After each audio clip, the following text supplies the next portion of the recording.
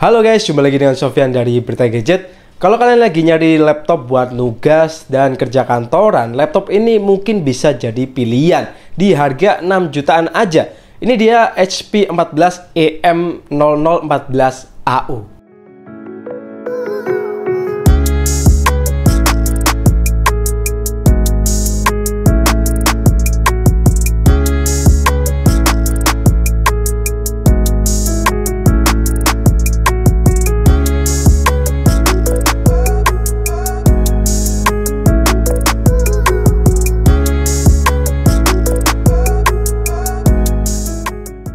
Pertama kita harus ingetin dulu ya, kalau laptop ini harganya itu 6 jutaan atau SRP-nya itu 699 juta. Tapi kalau kalian beli di marketplace bisa dapat di harga di bawah SRP ya, jadi 6 jutaan kecil. Dilihat dari desainnya, HP 14 ini masih satu DNA ya dengan laptop HP yang lainnya dengan desain minimalis dan juga simple. Buat build quality-nya kerasa cukup oke dan masih kerasa solid juga. Utamanya pada bagian atasnya ini ya. Yang kurang solid itu menurut saya ada di bagian bawah belakangnya ini. Ini kerasa agak kurang solid ya plastiknya, kerasa tipis gitu. Tapi ada untungnya juga sih. Dengan desain plastik kayak gini bikin bobotnya itu lebih enteng, yakni cuma 1,4 kg aja. Ini hitungannya ringan banget sih. Soal kelengkapan port, di sisi kiri kita bisa menemui satu USB Type A dengan 5 GB signaling rate, satu HDMI, satu USB-C 5 GB signaling rate, dan satu 3,5 mm headphone jack. Sementara di sisi kanan ada satu USB Type A 5 GB signaling rate dan juga port charging. Untuk chargingnya menggunakan adapter 45 watt dan kapasitas baterainya udah 41 Wh. Soal ketahanan baterai saya nggak ngetes sepenuhnya, cuman dari pengalaman saya setelah pakai beberapa hari kerasa lumayan awet, dan kalau klaim HP itu bisa sampai 11 jam 30 menit ya untuk video playback aja. Buat layarnya HP 14 ini udah pakai panel 14 inch Full HD Plus dengan jenis panel VA atau SVA.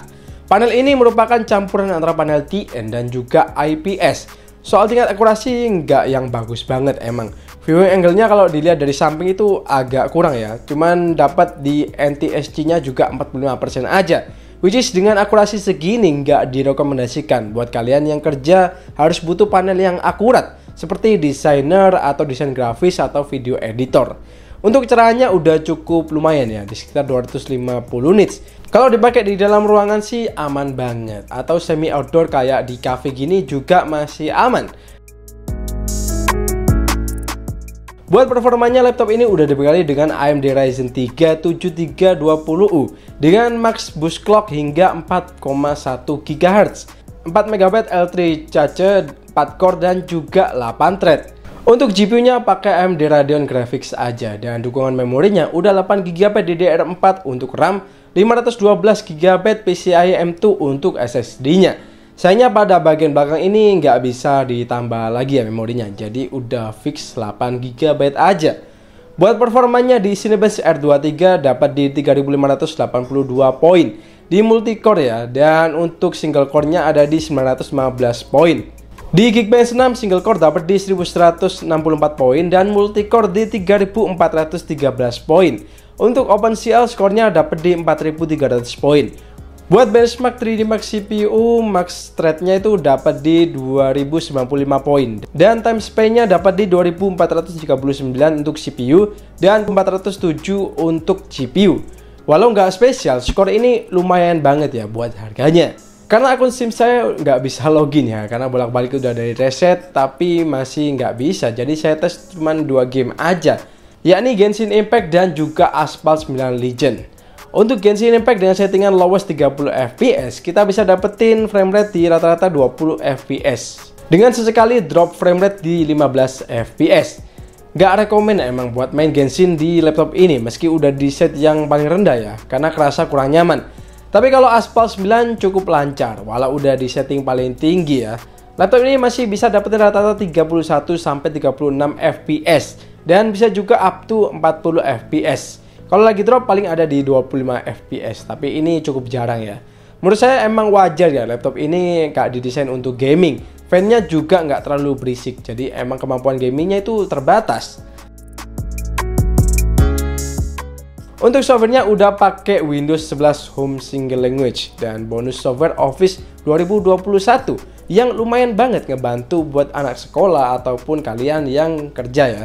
Biar kalian itu nggak pakai bajakan dan juga lebih hemat duit ya tentunya, karena nggak perlu beli Office terpisah. Buat garansi laptop ini udah dijamin 2 tahun, udah nggak perlu khawatir lagi lah ya tentang garansi.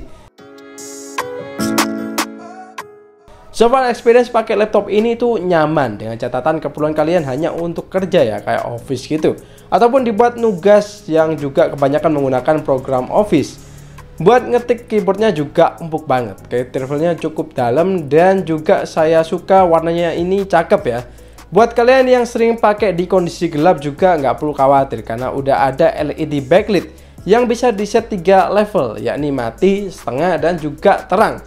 Yang paling saya suka dari laptop ini adalah kemampuan mikrofonnya yang menurut saya di atas rata-rata ya. Meski kameranya udah 1080p, namun kualitasnya menurut saya masih nggak terlalu yang baik banget. Ini mirip-mirip masih 720p ya. Tapi untungnya mikrofonnya ini juara banget. Kualitasnya kayak pakai mikrofon eksternal, jadi bisa hasilin suara yang jernih, keras, dan juga minim noise. Cakep lah pokoknya.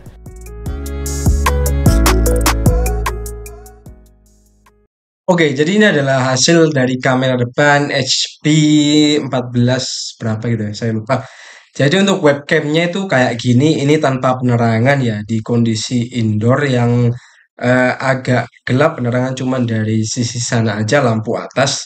Dan untuk kualitasnya kayak gini, gimana kalau menurut kalian kualitas videonya? Oke, sementara itu ini adalah hasil kalau kita pakai lighting ya. Ini lightingnya nggak langsung nembak ke saya, jadi kita pantulin ke tembok dulu dan cahayanya jadi lebih halus ya. Untuk kualitasnya ini tentu aja lebih baik ya kalau dibandingkan yang tanpa lighting. Jadi menurut saya kalau kalian Zoom meeting atau mungkin ngerjain tugas kuliah yang butuh webcam kayak gini, sebaiknya ada lightingnya ya. Cuman untuk kualitas mikrofonnya saya juga kurang tahu. Apakah ini udah kenceng, udah bagus, atau masih kurang? Silakan kalian nilai juga ya di bawah. Buat kalian yang pengen privacy lebih, webcamnya ini juga bisa di slide nutup ya, jadi nggak perlu khawatir kalau tiba-tiba kepencet kamera atau mungkin ada aplikasi pengakses kamera. Soal speakernya ini ada 2 ya, letaknya pada bagian bawah, jadi akan kerasa maksimal kalau permukaannya itu rata ya, tapi kalau enggak kayak di pangku atau enggak rata gitu, jadinya nggak akan maksimal. Soal kualitasnya menurut saya ya enggak spesial ya, standar aja. Suaranya itu kenceng tapi lebih dominan treble aja. Saya nggak ngerasa ada bass meskipun sedikit. Balik lagi ya, ini laptop 6 jutaan. Jadi jangan nuntut yang banyak-banyak lah.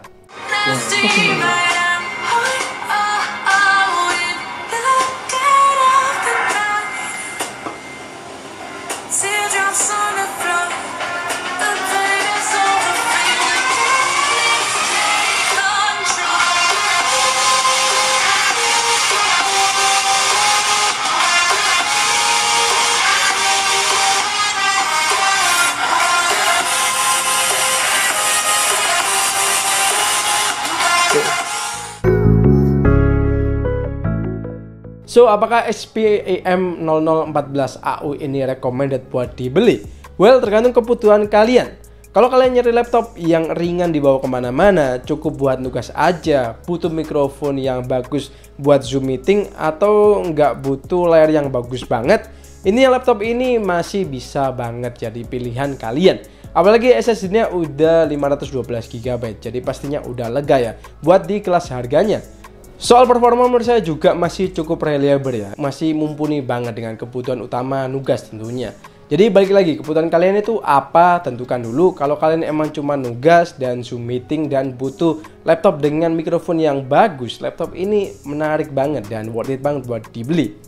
So, segitu dulu aja review HP AM0014AU kali ini. Kalau kalian punya pertanyaan bisa tuliskan aja di kolom komentar di bawah ya. Terima kasih udah nonton sampai habis. Sofyan di sini pamit dan kita bakal jumpa lagi di video selanjutnya.